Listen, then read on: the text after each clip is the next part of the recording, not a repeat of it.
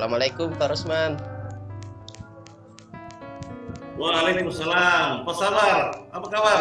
Siapa? Alhamdulillah. Kalau Pak Rusman sendiri bagaimana kabarnya Pak? Alhamdulillah sihat walafiat Pak. Lama tidak jumpa ini Pak Sabar. Iya Pak.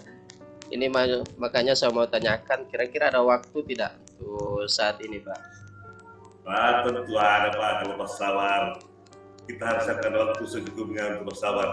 Dengan CIP yang profesional yang baik. Sangat membantu kami. Oke Pak, saya dengar Bapak ini punya banyak keluhan, punya permasalahan di kelas. Apa bisa ceritakan, kita bisa sharing-sharing di sini Pak?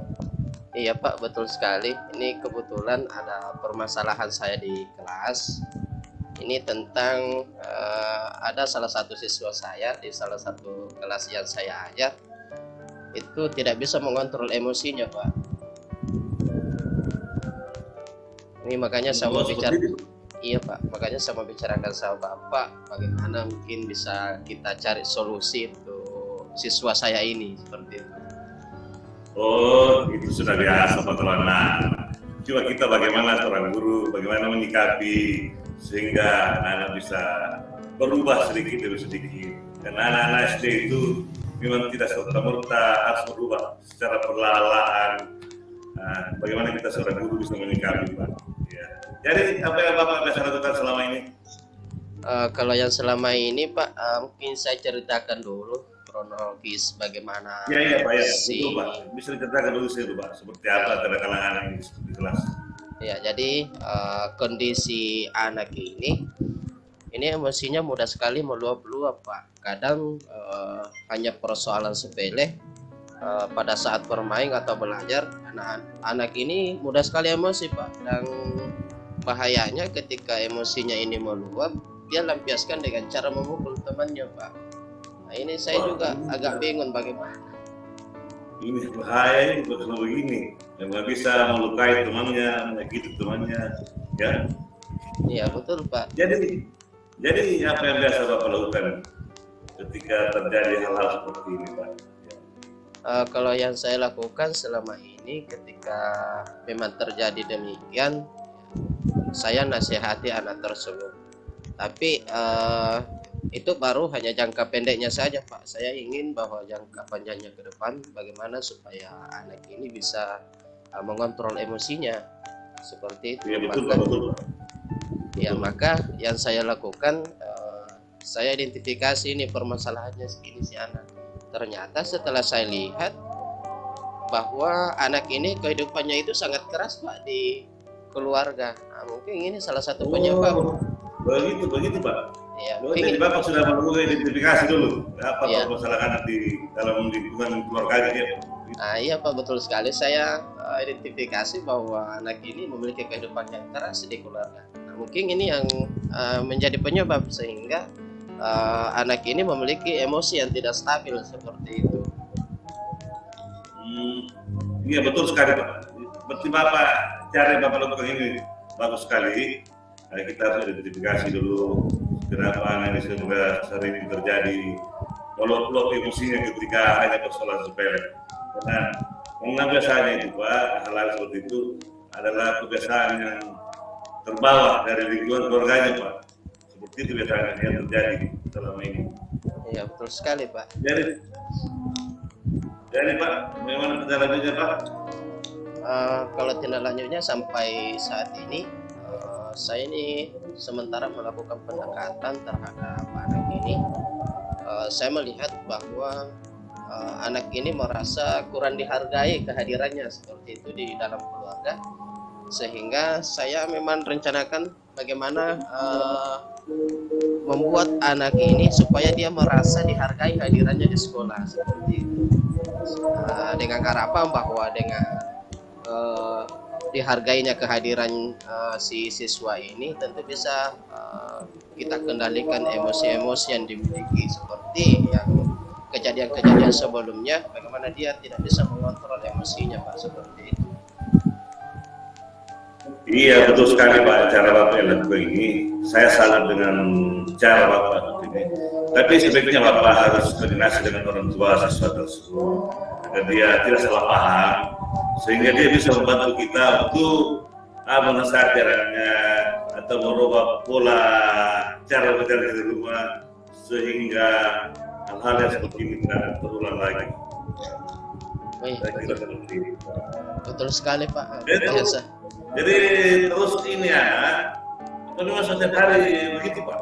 Ada karena persoalan sepele sering memukul temannya atau gimana? Hampir setiap hari Pak. Hampir setiap hari.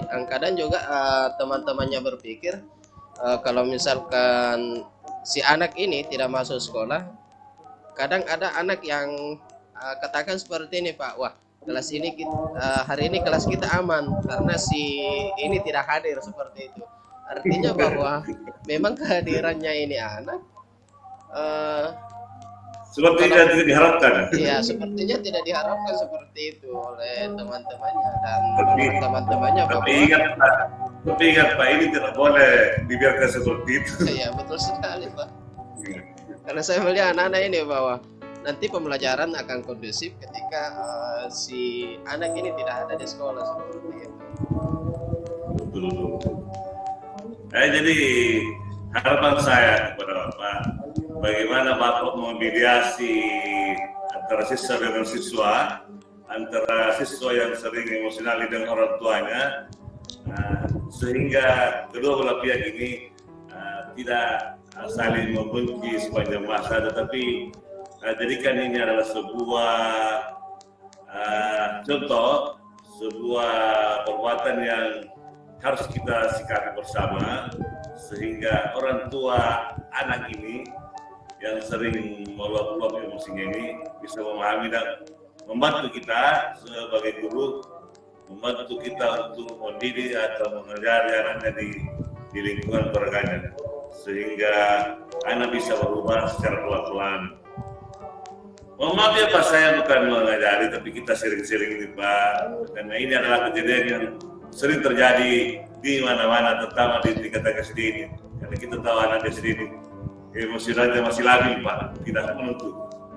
Saya kira seperti ini Pak. Jadi kita santai saja rapi Pak. Yang jelas jangan ada yang korban, jangan kita menghakimi anak secara sepihak. Kita cari solusinya yang terbaik. Saya kira seperti itu Pak. Iya Pak, terima kasih banyak. Saya juga ke depannya ini berencana bagaimana melakukan pertemuan antara orang tua siswa, memfasilitasi, memberikan pemahaman bahwa dalam proses pendidikan ini bahwa bukan hanya kita guru yang punya tugas untuk mendidik, tetapi Betul sekali Pak. ya, tapi sebenarnya Saya kira ini ide yang bagus Pak, ide yang bagus.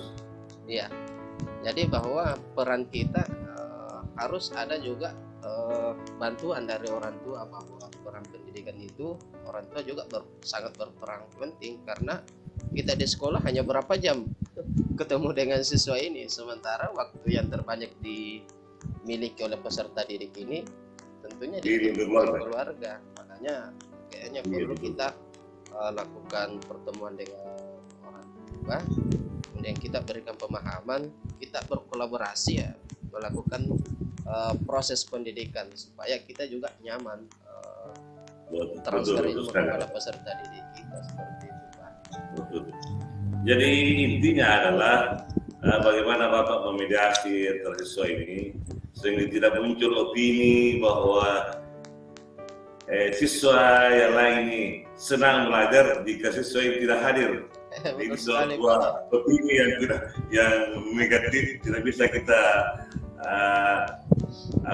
tidak bisa kita pelihara, ini tidak bisa kita anggap ini sebagai sebuah kebiasaan, tapi anggap ini sebuah solusi bagaimana cara mencari solusi jika sudah terjadi sebuah permasalahan, sehingga anak-anak nyaman belajar, bisa tercipta suasana lingkungan belajar yang nyaman dan mereka bisa belajar dengan tenang, sehingga kita bisa mencapai tujuan pendidikan yang ingin dicapai dalam setiap materi pelajaran yang diberikan. Saya kira seperti itu Pak. Iya, betul sekali Pak.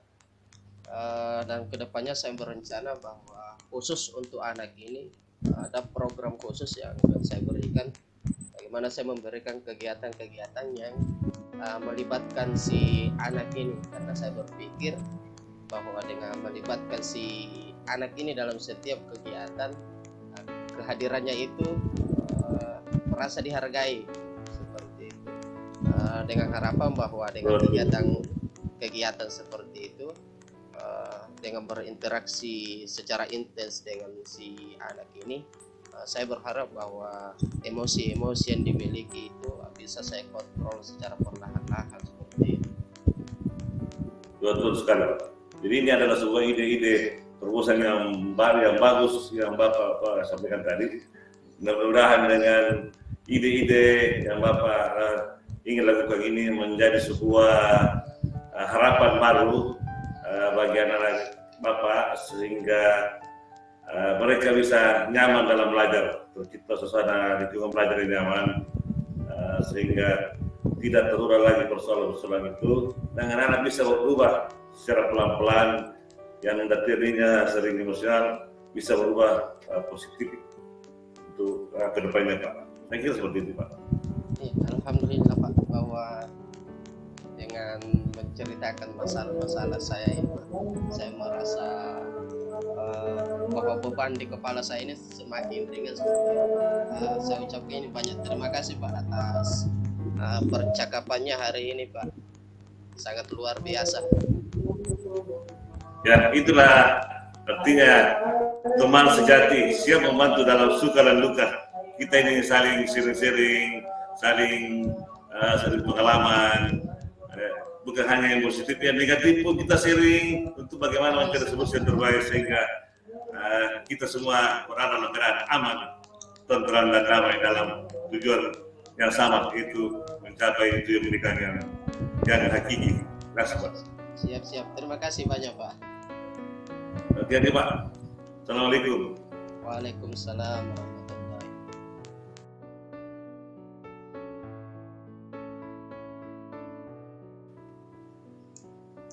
Oke, assalamualaikum Pak Samar, apa kabar? Waalaikumsalam Pak Rusman, alhamdulillah. Kalau Bapak sendiri bagaimana Pak kabarnya hari ini? Alhamdulillah sehat Pak. Lama tidak ketemu ini Pak Sawar. Ini Pak Sawar ada teman baik saya ini selama JGP. Mudah-mudahan Bapak sekeluarga sehat semua. Amin, semoga Bapak juga demikian. Nah, ini Pak, ini Ya, komen mungkin ada sesuatu Pak yang ingin disampaikan pada saya. Betul sekali Pak. Jadi baru-baru ini Pak, saya baru mau melakukan supervisi dengan teman sejawat. Ya, kebetulan saya ditunjuk sebagai supervisor. Jadi berarti itu adalah tanggung jawab dan amanah yang saya harus lakukan untuk memilih teman-teman tentang perangkat pembelajaran yang telah disiapkan sebagai bahan pembelajaran di setiap hari dalam kelas, Pak. Begitu, Pak. Betul sekali. Jadi Bapak di sini bertugas sebagai supervisor yang akan mensupervisi guru-guru yang ada di sekolah. Mungkin bisa diceritakan Pak seperti apa kegiatan supervisor yang dilakukan oleh Bapak di sekolah? Oh iya Pak. Jadi awalnya begini Pak. Awalnya itu saya kan sudah mengikuti pelatihan dulu, pelatihan sebagai asesor PKG, pendidikan kinerja guru. Dan kebetulan juga saya sudah mengikuti pendidikan guru penggerak, dan di mana dalam ini kita sudah belajar tentang supervisi akademik. Jadi waktu saya memang sudah layak untuk mensupervisi teman-teman sejawat yang ada di sekolah saya. Dan kebetulan kemarin saya melakukan supervisi di kelas. Tentu sebagai pertama kali untuk melakukan supervisi ini, tentu banyak hal-hal yang muncul yang tak diduga. Ya. Jadi awalnya itu memang saya ada rasa grogi, ada rasa kekhawatiran dengan teman-teman sejawat saya. Jadi ada rasa kekhawatiran lah untuk memberikan nilai-nilai, apalagi mereka ini senior daripada saya. Iya, betul. Tapi sebagai amanah yang diberikan kepada saya, proses saya harus melaksanakan itu, Pak.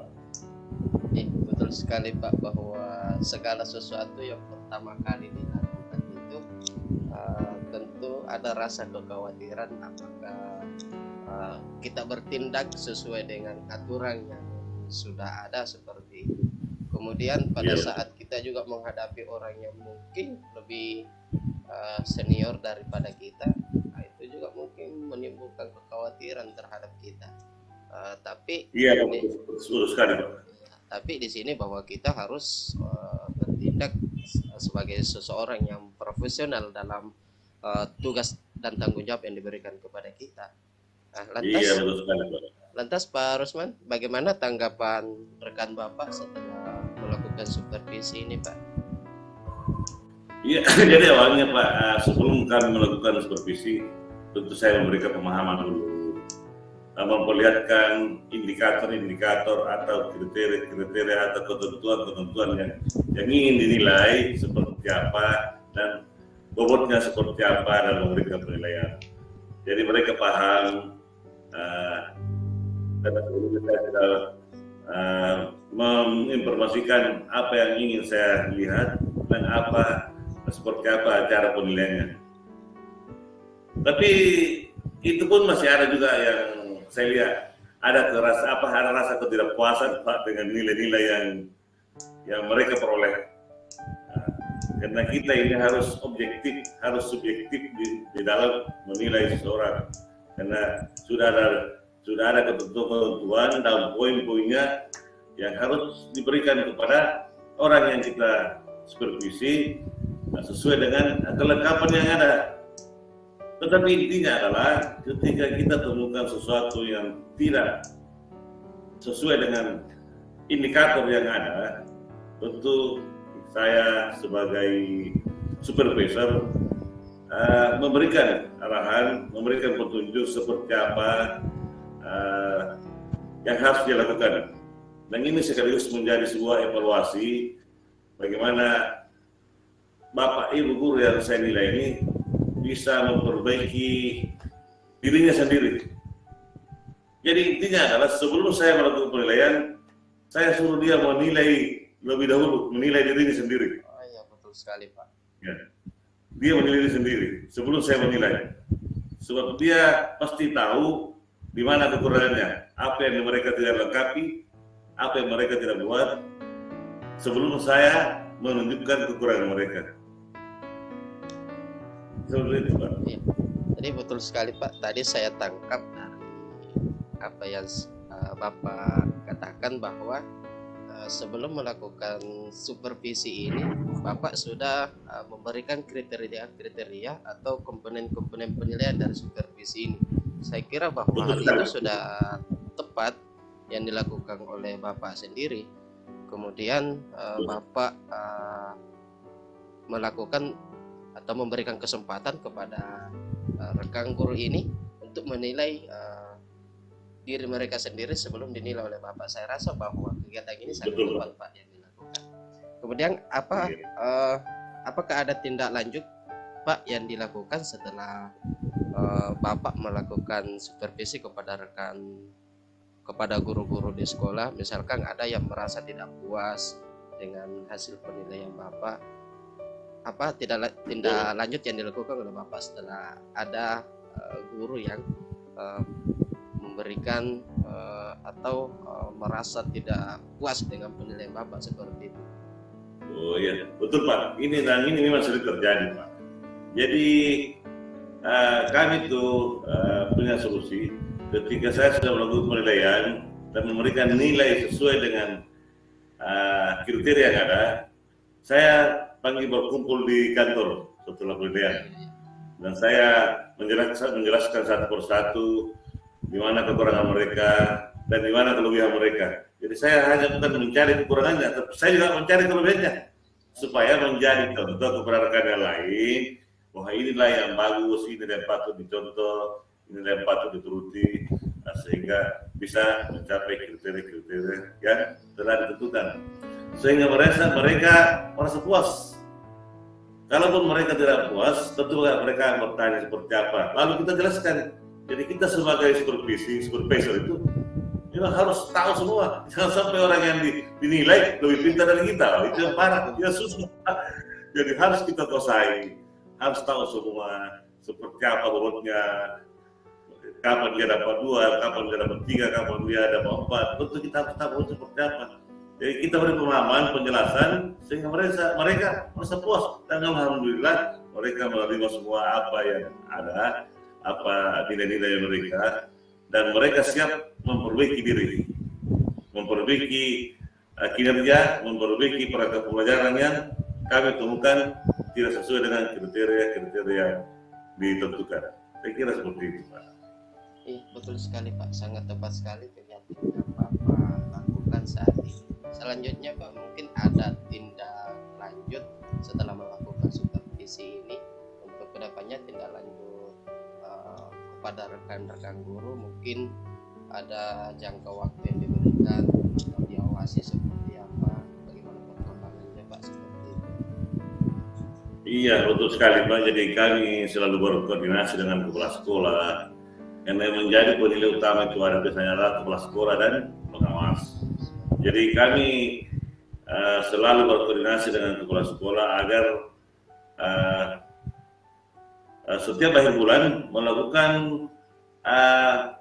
supervisi kelas. Karena kalau penilaian secara umum ini bahkan misalnya nanti di akhir tahun, satu kali 1 tahun. Tetapi untuk kegiatan sehari-hari atau kepala sekolah harus selalu memantau, memperhatikan dan mencari tahu apa kekurangan guru yang ada di kelas, sehingga ketika saat melakukan penilaian supervisi terutama untuk penilaian kinerja guru PKG ini tentu tidak menemukan hambatan yang sangat berarti lagi. Kenapa? Karena sebelumnya kita sudah mengantisipasi, sudah cek dan cek lagi, sehingga guru-guru lebih bersedia dan lebih berhati-hati di dalam konteks perangkat pembelajaran untuk yang lebih baik lagi.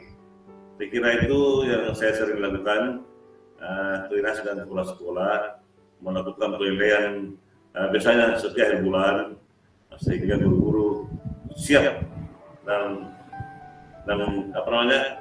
selalu lengkap perangkat pembelajaran, Pak. Begitu, Pak. Ya, berarti bahwa setelah kegiatan ini dilakukan sudah ada perubahan, Pak, ya? Perubahan dari guru-guru setelah dilakukan supervisi seperti itu. Alhamdulillah, Pak. Saya lihat guru-guru sudah antusias membenahi apa kekurangan-kekurangan yang ditemukan di saat saya supervisi, karena mereka menganggap bahwa ternyata supervisi ini mempunyai manfaat yang banyak. Terutama kita bisa melihat kekurangan kita sendiri selain yang kita lihat sendiri. Melalui Bapak penilai ini kita bisa melihat, ternyata ini kekurangan saya juga selama ini yang perlu saya benahi. Dengan hal-hal seperti itu tentu akan lebih bermanfaat bagi mereka. Ya, mungkin ini terakhir, Pak, saya mau tanyakan bagaimana perasaan Bapak saat melihat bahwa kegiatan-kegiatan yang Bapak lakukan sudah ada dampak terhadap guru-guru yang dilakukan supervisi tadi. Iya, saya lihat banyak dampaknya, terutama perubahan yang signifikan di dalam pembenahan perangkat pembelajaran, sehingga saya merasa bersyukur juga ketika telah mengikuti pendidikan guru bergerak ini. Banyak hal-hal yang saya dapatkan di situ, terutama di modul 2.3 ini tentang supervisi tentu akademik, banyak membawa dampak positif kepada diri pribadi saya terutama, dan saya bisa implementasikan di sekolah saya, di instansi saya, sehingga bisa berdampak kepada rekan-rekan sejawat yang ada di sekolah saya. Alhamdulillah mereka sudah mulai berubah dan memperbaiki diri, terutama memperbaiki proyek-proyek pembelajaran yang selama ini kita sudah menganggap betul, sudah benar, tetapi ternyata masih ada kekurangan-kekurangan yang terlihat setelah melalui modul 2.3 ini. Kita sudah nampak jelas ternyata di sini ada kekurangan-kekurangan yang harus dibenahi. Saya kira seperti itu. Betul sekali Pak, merupakan sebuah kesyukuran kita berada di tempat ini. Iya Pak, terima kasih Pak. Terima kasih banyak Pak. Iya